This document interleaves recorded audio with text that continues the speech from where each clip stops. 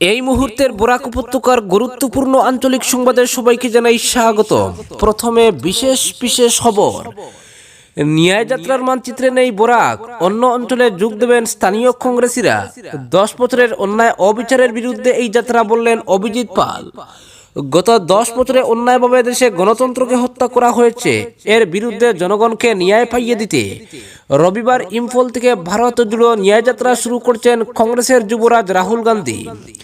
মণিপুর থেকে শুরু হয়ে ওই যাত্রা মহারাষ্ট্রের থানাতে গিয়ে শেষ হবে। ৬,৭১৩ কিলোমিটারের ওই যাত্রায় অবশ্য বরাক উপত্যকা সরাসরি যুক্ত হতে পারছে না, তবে এ অঞ্চলের দলীয় নেতা কর্মীরা রাজ্যের বিভিন্ন স্থানে ওই যাত্রায় অংশ নিয়ে নিজ নিজ দায়িত্ব যথারীতি পালন করবেন।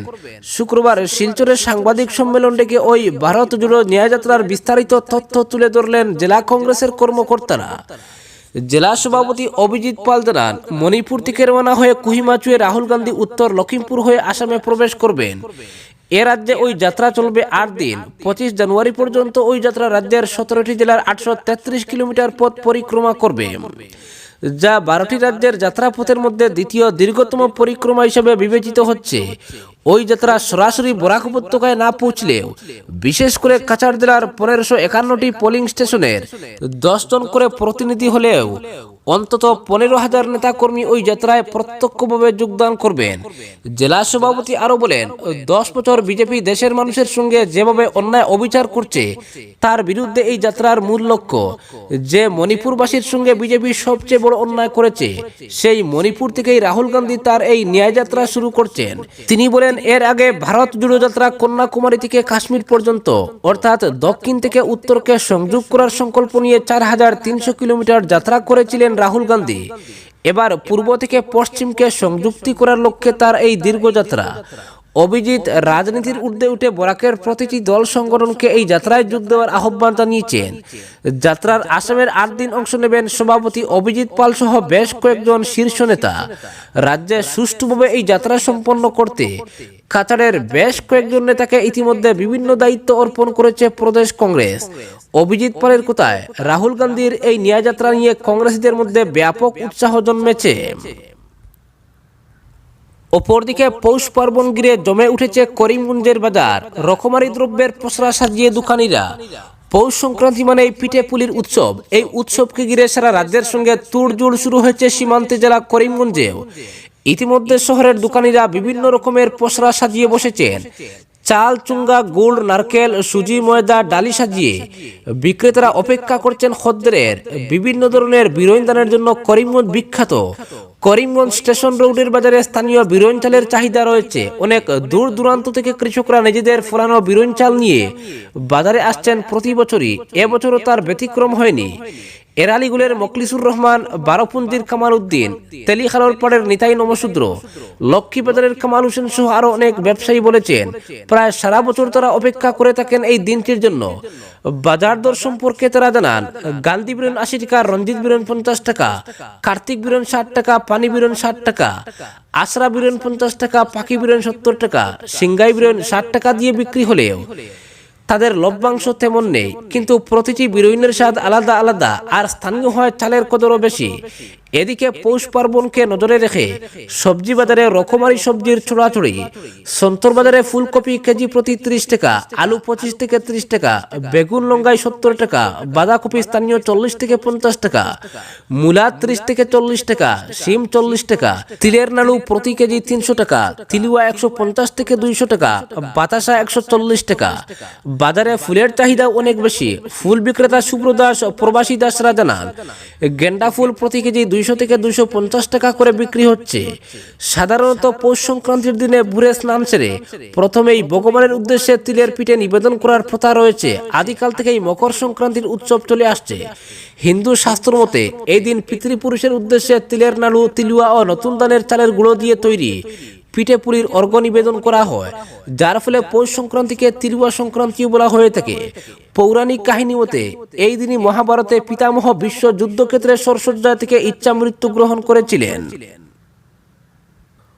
পরবর্তী খবরটি হলো, হাইলাকান্দি জেলার 1306 সরকারি বিদ্যালয়ের 3 দিন ব্যাপী গুণোৎসব শুক্রবার বিকেলে নির্বিঘ্নে সম্পন্ন হলো। এবারের গুণোৎসবের 3 শিক্ষা ব্লকের 1,03,517 শিক্ষার্থী অংশ নেয়। গত 9 জানুয়ারি মঙ্গলবার অভ্যন্তরীণ মূল্যায়নের মাধ্যমে গুণোৎসবের সূচনা হয়। দ্বিতীয় পর্যায়ের গুণোৎসবের প্রথম দিন বুধবার জেলার 450 স্কুলের 34,458 পড়ুয়ার বাহ্যিক মূল্যায়ন হয়। বৃহস্পতিবার দ্বিতীয় দিনে 450 স্কুলের 34,148 শিক্ষার্থীর বহির্মূল্যায়ন সম্পন্ন হয়। তৃতীয় দিন শুক্রবার জেলার 400 স্কুলের 30,052 ছাত্রছাত্রীর বহির্মূল্যায়নের মাধ্যমে 2024 সালের গুণোৎসব সম্পন্ন হয়। এবারের গুণোৎসবে 1,03,517 পড়ুয়া অংশ নেয়। লালার বিইও পার্থপ্রতিম চক্রবর্তী জানান, 3 দিন ব্যাপী গুণোৎসবে লালা শিক্ষা ব্লকের 416 স্কুলে অনুষ্ঠিত হয়েছে।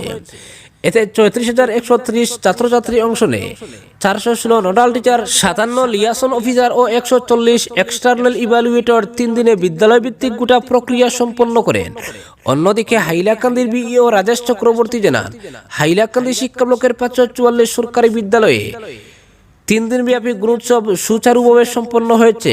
গুণোৎসবে 544 স্কুলের 40,108 শিক্ষার্থী অংশ নেয়। তোর মধ্যে 392 প্রাথমিক বিদ্যালয়, 122 আপার প্রাইমারি, 29 হাই স্কুল ও একটি আদর্শ বিদ্যালয় রয়েছে। হাইলাকান্দি শিক্ষা ব্লকে 40,549 ছাত্রছাত্রীর মধ্যে 40,108 জন গুণোৎসবে অংশ নেয়। শুক্রবার সমাপ্তি দিনে 168 স্কুলের 12,934 শিক্ষার্থী উপস্থিত ছিল। উপস্থিতির হার 98.30%। অপরদিকে কাটলিজোড়া ব্লকের 346 স্কুলের 27,881 শিক্ষার্থীর মধ্যে 27,279 পড়ুয়া অংশ নেয় বলে কাটলিজোড়ার বিইও নজমুল হক লস্কর জানান। তিনি বলেন, কাটলিজোড়া শিক্ষা ব্লকের 37 ক্লাস্টারে সুষ্ঠুভাবে গুণোৎসব অনুষ্ঠিত হয়। সমাপ্তি দিনে 102 স্কুলে বাহ্যিক মূল্যায়ন সম্পন্ন হয়। এতে 8,030 জন ছাত্রছাত্রীর মধ্যে 7,781 জন শিক্ষার্থী উপস্থিত ছিল। উপস্থিতির হার 96.90%। অপরদিকে আমার কথাই শুনে না, অমৃতে হতাশ দীপায়ন চক্রবর্তী। সমন্বয়হীন খোঁড়াখুড়িতে বিপর্যস্ত সড়ক, আধিকারিকদের বকুনির সাংসদ রাজদ্বীপেরও। পাইপলাইন বসাতে প্রায় সব দিকে রাস্তা খোঁড়ায় এক বীভৎস অবস্থা, চলছে জল কাদা ধুলোর তাণ্ডব। আর এর ফলে সকাল থেকে সন্ধ্যা পর্যন্ত বিচ্ছিরি যানজটে রীতিমতো অভিভাবকহীন হয়ে পড়েছে শিলচর শহর। পরিস্থিতি এমনই যে খুদ বিধায়ক দীপায়ন চক্রবর্তী বলেছেন যে তিনি নিজেই উদ্বিগ্ন, অথচ কাছাড় জেলা প্রশাসন এই দুর্বিষহ পরিস্থিতি থেকে মানুষকে মুক্তি দিতে যেসব উদ্যোগ নিচ্ছে, এতে কাজের কাজ কিছুই হচ্ছে না।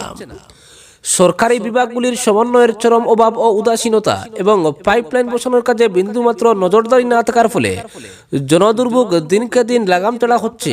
আগামী 1 সপ্তাহের মধ্যে ক্লাব রোডের রাস্তার খোলা অংশ আগের মতো করে দেওয়া হবে বলে সরকারি কর্তারা আশ্বাস দিচ্ছেন ঠিকই, কিন্তু বাস্তবে নির্দিষ্ট বিভাগের কাজের অগ্রগতির সঙ্গে এইসব আশ্বাসের কোনো মিল পাওয়া যাচ্ছে না। এমনকি সরকারি কর্তারাও রাস্তার এই বেহাল অবস্থার জন্য অমৃত প্রকল্পের পাইপলাইন বসানোর কাজকেই কাঠগড়ায় দাঁড় করিয়েছেন। শিলচরের বিধায়ক দীপায়ন চক্রবর্তী বলেছেন, অসহনীয় এই পরিস্থিতির জন্য তিনি নিজেও উদ্বিগ্ন।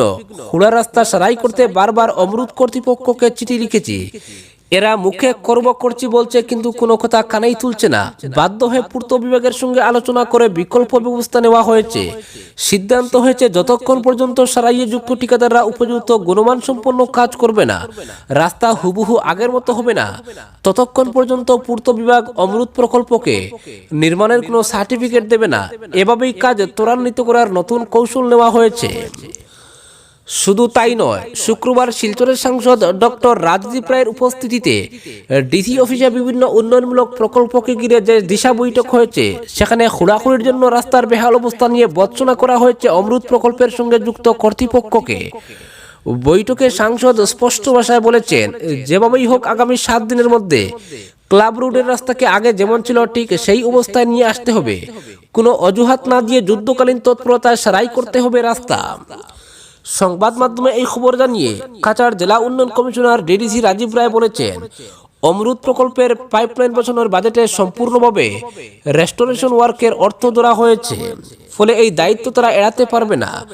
রাজীব রায় আরো বলেন, অমৃতের মাধ্যমে পূর্ত গ্রামীণ সড়ক বিভাগের 2 জন ঠিকাদারকেও নিযুক্তি দেওয়া হয়েছে খোঁড়াখুড়ি বন্ধ করে রাস্তা আগের মতো বানিয়ে দেওয়ার কাজে। এবার দেখা যাক কাজ কতটা এগোয়। এদিকে ঠিকাদার নিযুক্তির কোটা ডিডিসি বললে পূর্ত গ্রামীণ সড়ক বিভাগের শিলচর উদারবন টেরিটোরিয়াল ডিভিশনের এক্সিকিউটিভ ইঞ্জিনিয়ার অনিরুদ্ধ নাগ বলেছেন অন্য কথা। তিনি জানান পূর্ত বিভাগের যে 2 জন ঠিকাদারকে দায়িত্ব দেওয়া হয়েছে খোঁড়া জায়গা ভরে দেওয়ার কাজে, এরা এই কাজে নেমে 2 দফায় বিল করে পেমেন্ট পাননি। এর ফলে কাজের অগ্রগতি সঠিকভাবে হয়নি। পাশাপাশি অনিরুদ্ধ নাগ জানান পূর্ত বিভাগের 2 ঠিকাদারের নিযুক্তির আগে অমৃতের নির্ধারিত ঠিকাদার যারা কাজ করেছেন তাদের কাজ নিম্নমানের হয়ে রাস্তা সারাই হয়নি ঠিক মতো। উল্টো যে সামান্য আধখেড়া কাজ তারা করেছিলেন, প্রচুর গাড়ি চলাচলের ফলে সেগুলো নষ্ট হয়ে গেছে। আক্ষেপ করে তিনি বলেছেন পুজোর আগে শহরের বেশ কয়েকটি রাস্তা আমরা নতুন করে বানিয়েছি, অথচ দুঃখের বিষয় হলো নতুন ওই রাস্তাগুলিকেও রেহাই দেয়নি অমৃত গ্যাস ও জল জীবন মিশনের পাইপলাইনের কাজ। তিনি স্বীকার করেছেন এতে আমাদের আন্তঃসম্পর্কের অভাবই ধরা পড়ছে। অনিরুদ্ধবাবুর সাফ কথা, অমৃতি হোক বা জল জীবন মিশন, প্রশাসনের তৎপরতায় যদি বিভাগগুলোর মধ্যে সম্পর্ক ও যোগাযোগ রেখে কাজ হতো তাহলে জনগণকে এই বিড়ম্বনায় পড়তে হতো না। এর জন্য প্রত্যক্ষভাবে অমৃত কর্তৃপক্ষ এবং পরোক্ষভাবে আমরা সবাই দায়ী। অনিরুদ্ধ নাগ বলেছেন এই প্রকল্পে তাকে কোনো দায়িত্ব দেওয়া বা ঠিকাদার নিয়োগের ক্ষেত্রে যুক্ত করা না হলেও পূর্ত বিভাগের 2 ঠিকাদার যাতে গুরুত্ব দিয়ে কাজটা করে সেটা তিনি নিশ্চিত করবেন। তবে প্রশাসনের আশ্বাস ও আক্ষেপের পরও এই মুহূর্তে শহরে ক্লাব রোডের দিকে তাকালে এই চিত্রনাট্যটা সবার কাছে পরিষ্কার হয়ে যাবে। গত 3 দিন ধরে দেবদূত পয়েন্টের পর থেকে ক্যাপিটাল পর্যন্ত বড় নালার আকারে রাস্তা খুঁড়ে রাখা হয়েছে। রাস্তার বাদিকের পুরোটাই এবড়ো খেবড়ো চেহারা। বুলডোজার লাগিয়ে রাস্তা কাটার পর শুধু ভাঙ্গা রাস্তা পিচ, ভেতর থেকে বেরিয়ে আসা পাথর ও পিচের ভাঙ্গা অংশ স্রেফ চাপা দিয়ে দায় সেরে চলে গেছে অমৃত প্রকল্প। এটা শুধুমাত্র যে ক্লাব রোডই হয়েছে এমন নয়, পাইপ বসানোর ফলে Sonai road, Hailakandi road, national highway থেকে শুরু করে হাসপাতাল রোড সব রাস্তাই একই চিত্র। এর মধ্যে ক্লাব রোডের অবস্থা মারাত্মক আকার ধারণ করেছে রাস্তা বড় করে কেটে নেওয়ায়। এতে রাস্তার পরিসরই ছোট হয়ে গেছে। শহরের ব্যস্ততম এই রাস্তা ধরে অটো, ই রিক্সা, বাস, বিভিন্ন ধরনের ছোট গাড়ি সবই একসঙ্গে চলাচল করতে হয় অ্যাম্বুলেন্সও। 3 দিন ধরে রাস্তা অনেকটা ছোট হয়ে যাওয়ায় সকাল হতে না হতেই যানজটে নাজেহাল হতে হচ্ছে গাড়ি চালক সহ সাধারণ যাত্রী ও নাগরিককে। শুক্রবারও তীব্র যানজটের ফলে বেশ কিছুক্ষণ ক্লাব রোডে অসহায় অবস্থায় আটকে থাকতে দেখা গেছে অ্যাম্বুলেন্সকে। যানজট বিভৎস রূপ নিচ্ছে দেশবন্ধু চিত্তরঞ্জন দাসের মূর্তির রোটারি পর্যন্ত। এতে শহরে কোনো নিয়ন্ত্রণ থাকছে না প্রশাসনের। এই খুঁড়াখুড়ির ফলে ক্যাপিটাল পয়েন্টে এইচডিএফসি ব্যাংক বিল্ডিং এর সামনে 3 দিন ধরে কাটা অংশ থেকে জল বেরিয়ে চলেছে। জায়গাটা খাদা জলে নরকের রূপ নিয়েছে। পরিস্থিতি এতটা খারাপ থাকার পরও যানজট নিয়ন্ত্রণে কোনো ট্রাফিক পুলিশকে পর্যন্ত দেখা যাচ্ছে না। রাস্তা ছোট হলেও পৌরসভা এই এবড়ো খেবড়ো জায়গাতে বাইকের পার্কিং পর্যন্ত চালাচ্ছে। এই শ্রীহীন অবস্থার মধ্য দিয়ে চলছে শহর শিলচর। আজকের বিশেষ সংবাদ এখানেই সমাপ্ত।